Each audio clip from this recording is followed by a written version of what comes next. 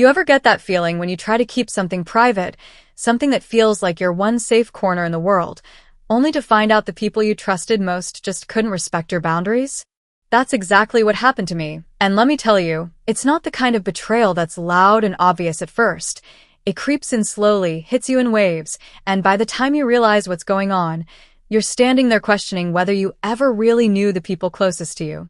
But before I get into the story, I want to stop right here and say, if you enjoy stories like these, real stories about family, betrayal, drama, and moments that make you sit back and say, wow, that really happened?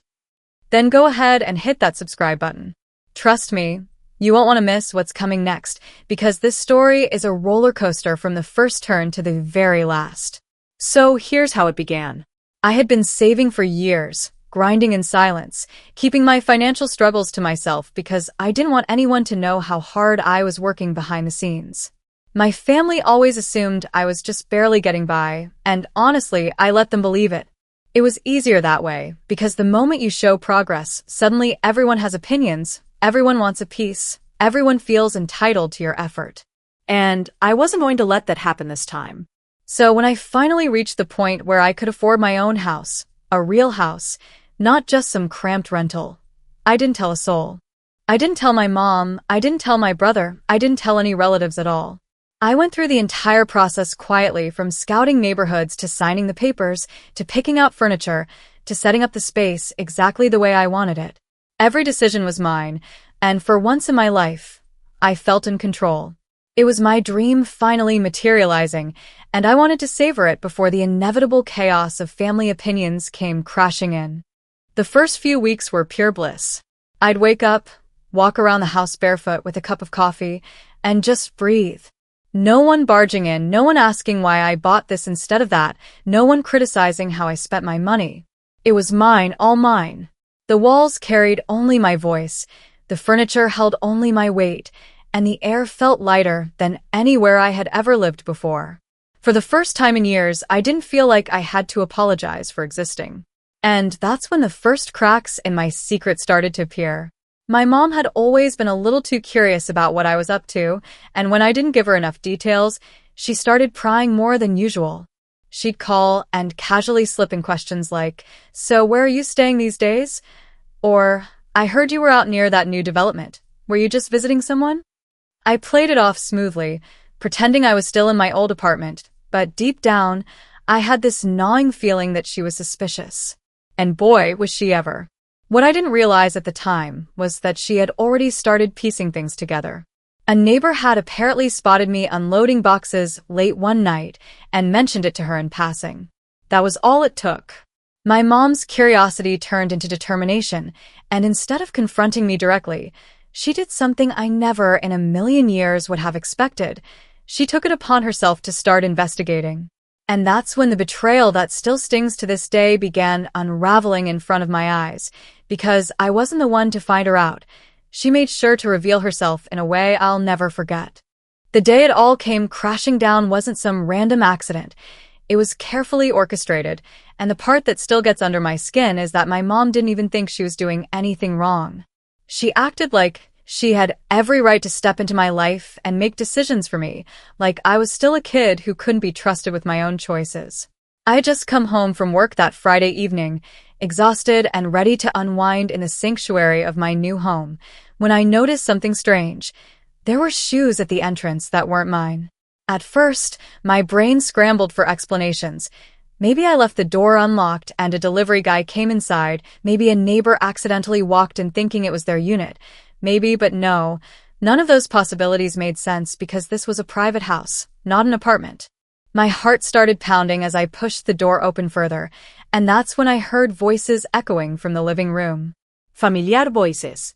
My mom's laugh, my sister-in-law's high-pitched chatter, and the unmistakable tone of my mom's friend who had always been a little too nosy for her own good. They weren't just sitting around quietly either. They were giving a full-blown tour, walking from room to room like this was some kind of open house. I froze in the hallway, just out of sight, listening to my mom's words as she proudly declared, "Yes, this is the kitchen. Look at the size of it. Can you believe how spacious it is? My child really got lucky with this one. And over here, this is the master bedroom." Oh, wait until you see the walk-in closet. You're going to die when you see it. My jaw nearly hit the floor. Not only had she found out about the house, she had taken it upon herself to invite people over and show it off as if it belonged to her. I couldn't even wrap my head around it. My secret, my safe place, my reward after years of hard work. It was being paraded around like some family trophy. And the worst part? She hadn't even asked me. Not a call, not a text, not even a hint of permission. She just let herself in and acted like she owned the place. At first, I didn't know what to do. My instincts told me to storm in, demand answers, kick them all out immediately, but another part of me, the quieter part that had been burned by family dynamics before, told me to wait, to listen, to really understand what was going on before I reacted. So I leaned against the wall, hidden, while my mom continued narrating the details of my house to her little audience. My sister-in-law chimed in with comments like, "Oh, this would be such a perfect place for family gatherings, and wow, this room would be amazing for kids someday." Each word was like a stab because it wasn't admiration, it was entitlement. I could already see the gears turning in their heads, planning how my house could benefit them. And my mom wasn't stopping it, she was encouraging it. When they finally made their way toward the backyard, laughing and chatting as if they had all the time in the world, I quietly slipped off my shoes and walked into the living room. The second my mom turned and saw me standing there, the color drained from her face. My sister-in-law went quiet, shifting uncomfortably, and her friend just gave me this wide-eyed look like she'd been caught sneaking cookies before dinner. The silence that followed was so thick you could cut it with a knife. I crossed my arms and just stood there, waiting for someone, anyone, to explain what the hell was happening. My mom was the first to break the silence, fumbling with words. "Oh, honey, you're home early. We were but she didn't finish the sentence, because what excuse could possibly justify what she had done? I let her squirm for a moment before I said anything, because deep down I wanted her to feel the weight of what she'd crossed. "You're giving tours now?" I finally asked, my voice calm, but edged with anger. "To people I didn't invite? To people who have no business being in my home?" My mom's mouth opened and closed like a fish, searching for an answer. My sister-in-law tried to step in, saying something about how it's such a beautiful house, you should be proud to share it, but I cut her off with a glare that shut her down instantly. This wasn't her fight. This was between me and the woman who raised me, the woman who couldn't let go of control even when I begged for independence. And then came the kicker, the part that really set the tone for everything that followed. Instead of apologizing, instead of admitting she was wrong, my mom squared her shoulders and said, "Well, it's not like you were going to tell us anyway. You've been hiding this from your family, and that's not right. We had a right to know." That sentence alone was like a bomb going off. A right to know? As if my personal achievements, my personal space, automatically belonged to everyone else by default.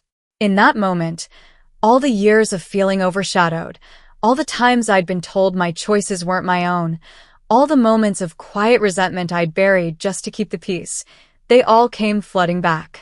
And standing there in my own living room, with strangers walking through the halls of my house like they owned the place, I realized this wasn't just about a house. This was about control. This was about boundaries.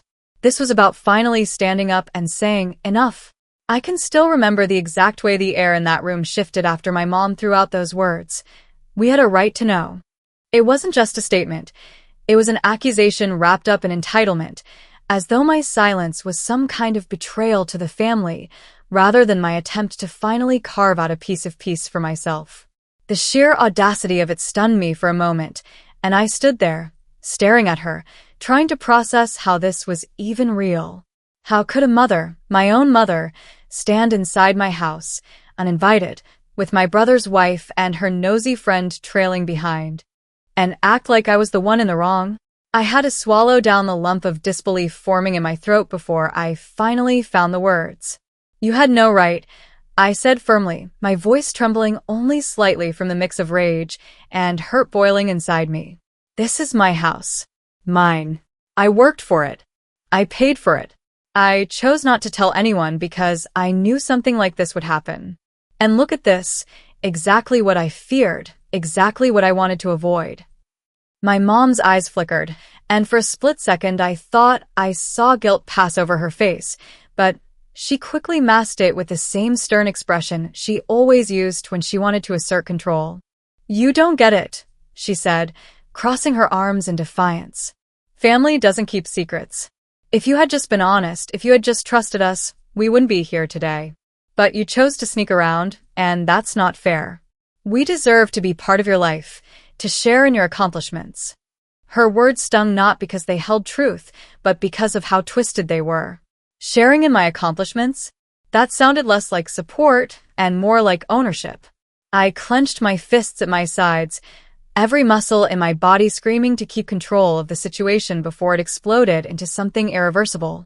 My sister-in-law, who had been uncharacteristically quiet until then, finally piped up, probably sensing that the silence was suffocating. "Honestly, I think she just wanted to surprise us," she said in this forced, cheerful tone, as if smoothing things over could undo the blatant disrespect. But her words only made it worse. I turned my gaze on her, and the look I gave must have been sharp enough to cut glass, because she immediately shifted uncomfortably, her fake smile faltering. "Surprise you?" I shot back. "This wasn't a party. This wasn't an event. This was my life. And I didn't invite anyone to be part of it yet. You don't just show up in someone's house, wander around, and act like you're entitled to their privacy. This isn't a game. It's not a show and tell for your entertainment." The friend, the one who had no business being there at all, tried to excuse herself quietly, muttering something about needing to get home, but my mom quickly grabbed her arm and whispered something sharp under her breath. The woman froze in place, looking like she regretted ever stepping foot inside, but she stayed put, as though my mom had forbidden her from leaving. That only fueled my anger more.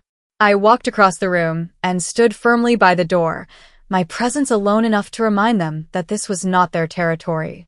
"Let me make this very clear," I said slowly, my voice dropping low so that every syllable carried weight. "This is my house. You don't come here unless I invite you.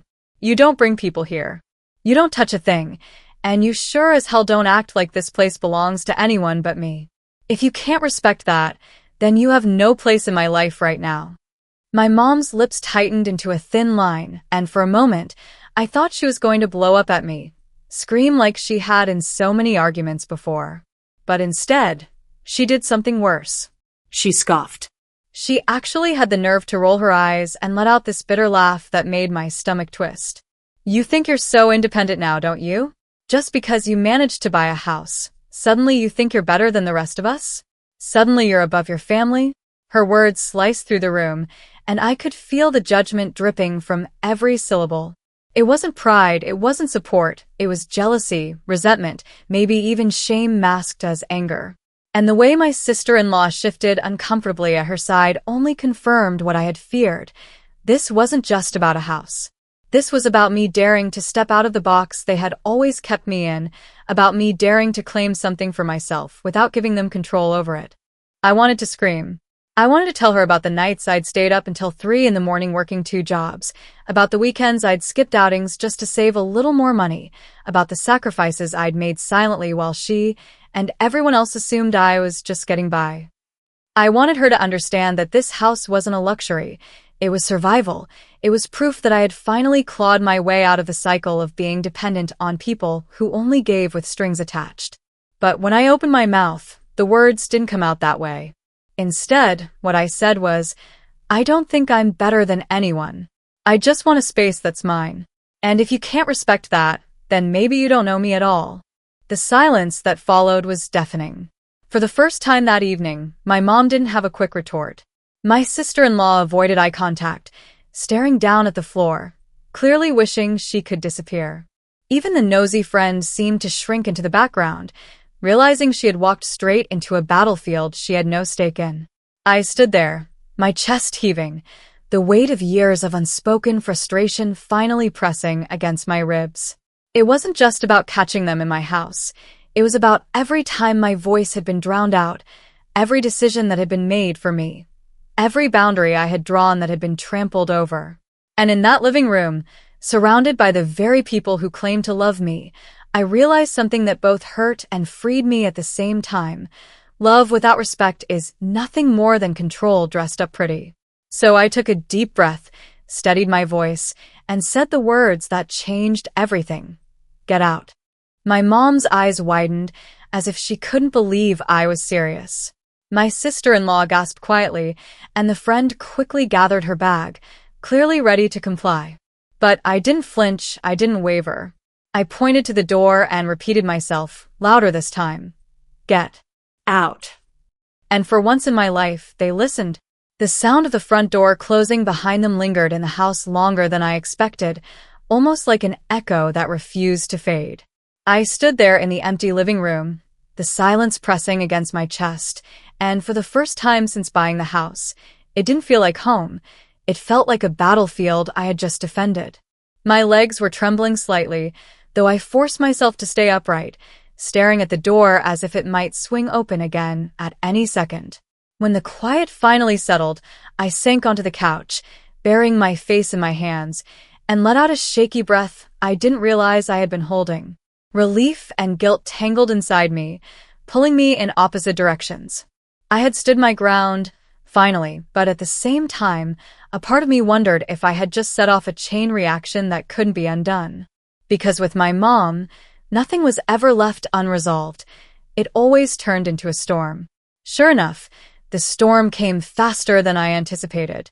Within an hour, my phone lit up with messages, one after the other, buzzing so often I had to flip it over just to avoid watching the notifications pile up. First, it was my mom, sending texts like, I can't believe you embarrassed me in front of people like that, and you've become ungrateful and selfish. Then my brother chimed in, his tone sharp and accusatory. What did you say to my wife?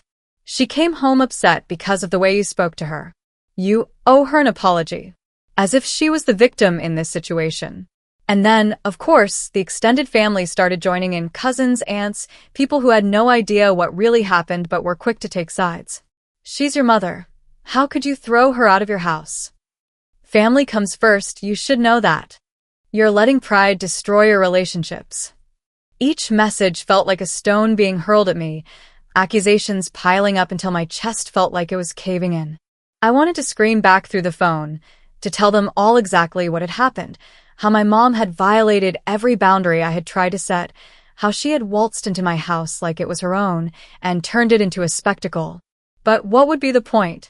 They wouldn't believe me, not really. They never had. In their eyes, my mom was this saintly figure who had sacrificed everything for her children, and to stand against her was to make yourself the villain. I knew how the story would be twisted before I even saw the posts on Facebook, the subtle comments about kids these days having no respect, the not-so-subtle digs about forgetting where you came from. My mom had always been a master at controlling the narrative, and I knew this time would be no different. But beneath all the noise, beneath the anger and the hurt, there was a flicker of something else inside me, a strange, stubborn sense of freedom. For once, I had not bent. For once, I had not swallowed my pain just to keep the peace. For once, I had chosen myself over the constant weight of expectation. And though it hurt, though it left me feeling raw and exposed, it also felt right. Like I had finally cracked open the door to a different kind of life, one where I didn't have to apologize for wanting privacy, for setting boundaries, for saying no.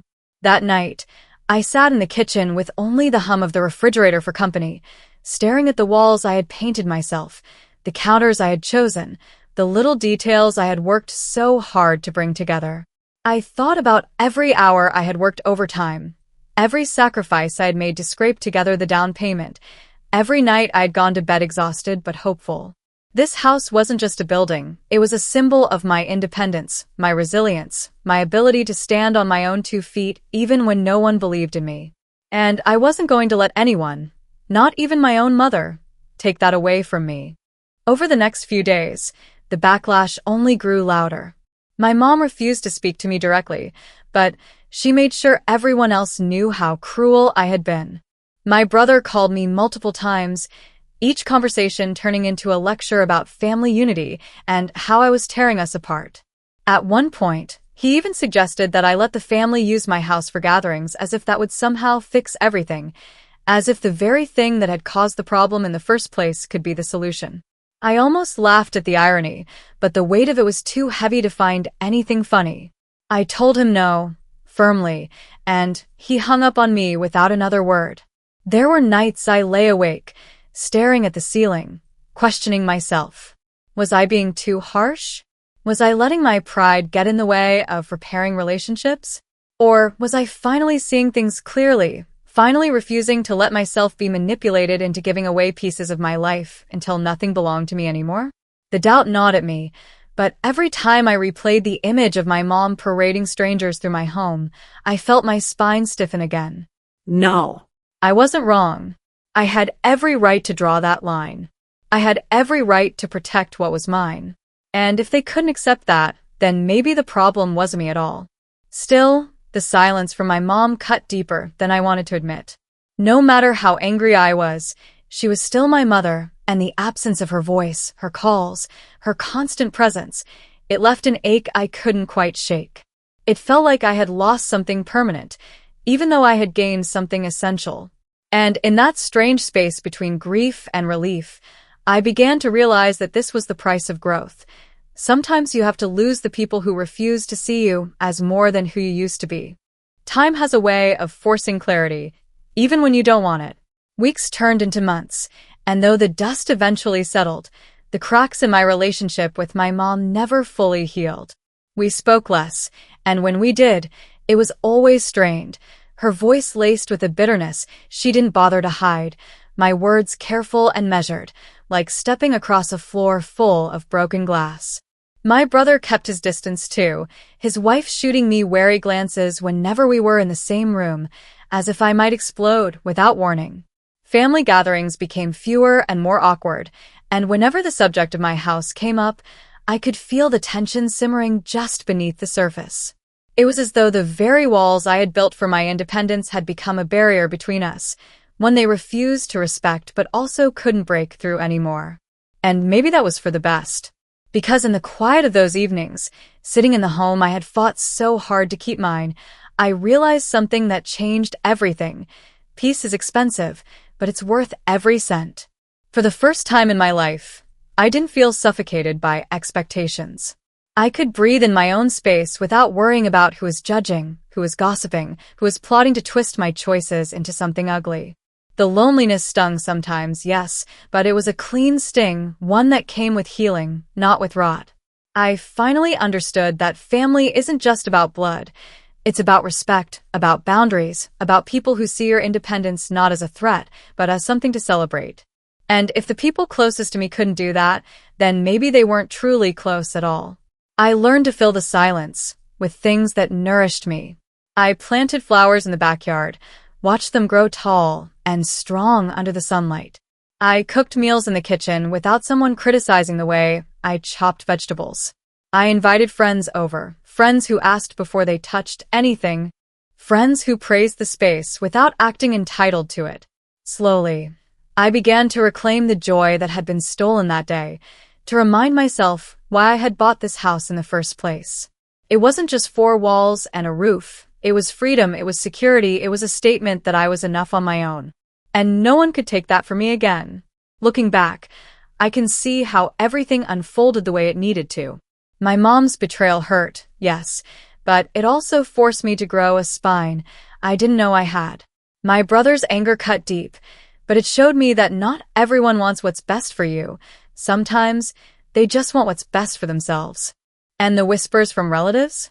They no longer mattered the way they once did, because I realized that the people shouting the loudest are often the ones least invested in your happiness.